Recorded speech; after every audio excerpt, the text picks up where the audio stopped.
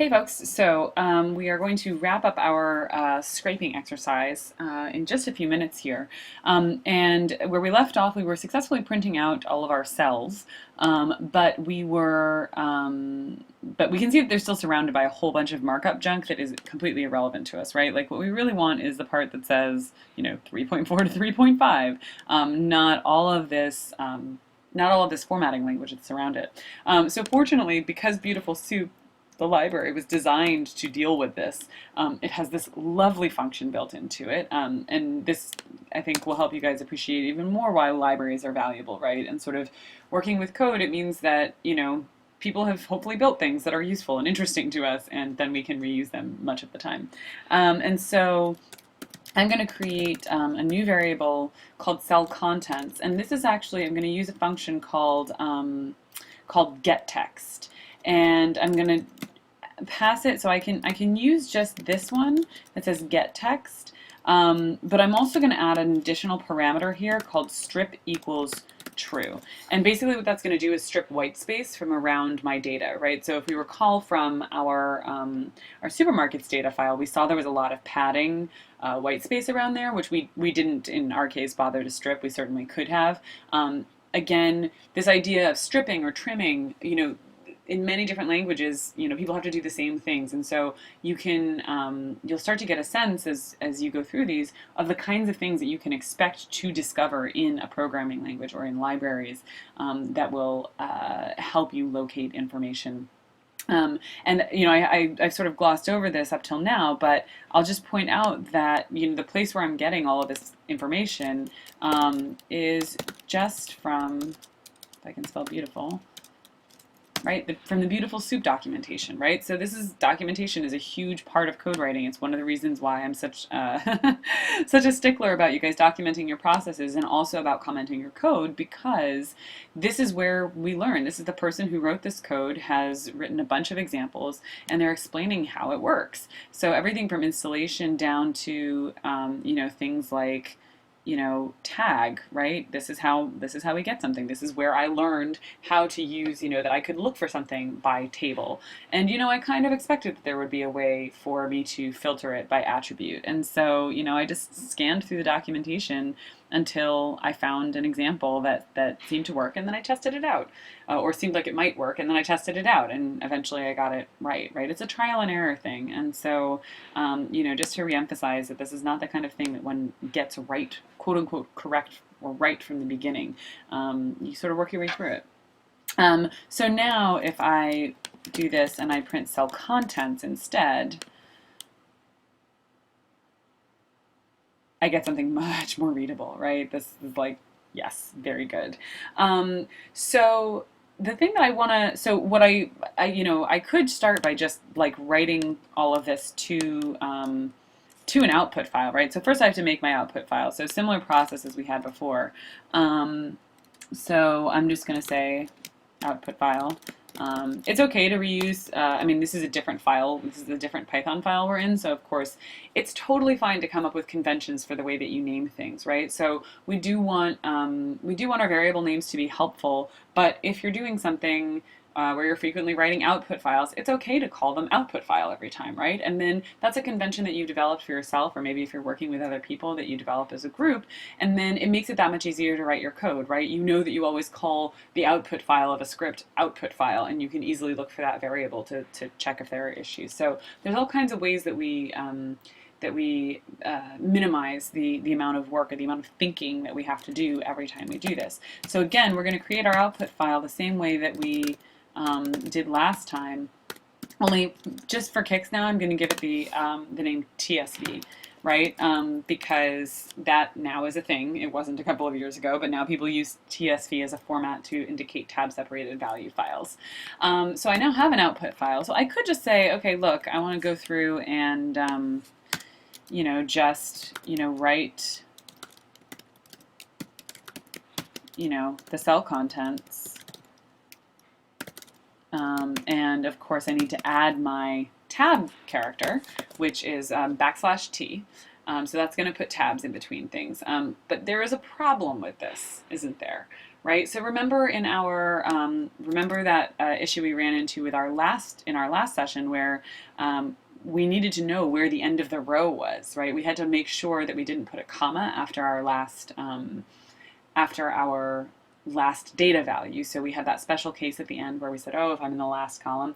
Well, one thing we haven't done here is we haven't counted, and we know that we need to count because, again, if we look back at our HTML file, we can see that some of these are only going to have 3, not 4. So, you know, if it was completely consistent, we could just say, hey, when you get to number 4, stop.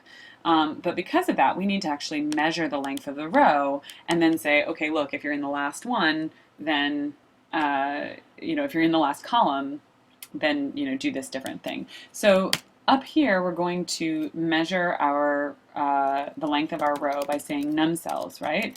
So numCells is going to be the name of my variable in which I store the length of the row, right? How many TDs did I find in this row? And so I can just use len row cells. So again, programmers like to type fewer characters, so in some languages this will be length, but it's saying give me the length of the what is actually now a list, the list of TDs that came from this find all. And now what I can do is I can say, okay, well look, if my cell num, right, I've enumerated here so I can see it 0, 1, 2, 3, 4. I didn't bother to print it out, but I could have. So I'm going to get rid of this, or I'm going to hash this out for the time being. Right, comment that out. So I'm going to say, look, if cell number is less than, now this is where it gets tricky, right? Because if I have 4 columns. Wow. Okay. We know we start counting at 0. We start counting at 0. So 4 columns will have a final index, or have a final cell num of 3. But if we're on column 3, we need to do something different. So the easiest thing to do is just say, look, if cell num, but we don't always know, the length of the row in advance, right? I mean, we know it, but we don't know whether the last cell num is going to be 2 or 3, because if it only has 3 items, it's going to be 3. If it has 4 items, it's going to be 3. If it has 4 items, it's going to be 3. If it has 3 items, it's going to be 2, right? It gets confusing. So instead what we're going to do is we are going to describe the last column more generally. We're going to describe it in terms of its length. So from that pattern, we know, okay, if we have 4 items, then the last column will be 3. If we have 3 items, then the last column will be 2. So we can express this in a conditional by saying if the cell number equals, okay, num cells minus 1, right? So num cells would be 4 if we have, the number of cells would be 4 if we have 4 columns, but the last item would be 3, so we're going to subtract 1 from the number of cells and say, look, if I'm in the last row, then print, or I can say output file right, output file right, my cell contents, spell, plus, and what we're going to use here is what's called the new line character, which is a \n. So basically, if I'm in the last column, do this, otherwise,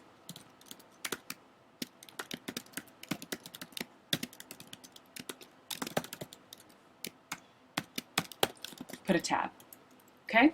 So we're doing this a little bit on faith now, but what I want to also point out is that this gives us a way to generalize, so we don't always have to have completely uniform data in order to use this scripting. And again, you can see how there's a lot of little cases that are very easy for humans to discern and make sense of, but when we're dealing with computers, they really need things to be very consistent and kind of rigid.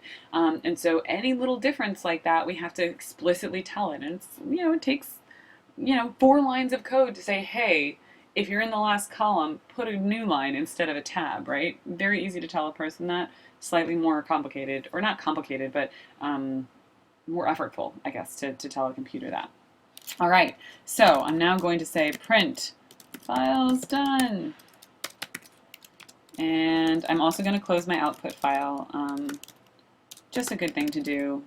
You know, not the end of the world, probably if you don't, but good thing to do. All right, so hopefully if I get to files done, I should see a new TSV file show up that I can open in my spreadsheet program and get basically the data that I had in my file. So here we go. All right, no news is good news. Let's check it out. So I'm not seeing anything pop up yet. Oh, there it is. And for some reason it thinks I want to open it in RStudio, which I definitely do not. But that's okay. I'm just going to navigate to it through my folder structure here. And there it is. All right, let's open this up with Excel and see what we get. All right, looks pretty good. So, right, seems to be in rows. Yep. Yeah.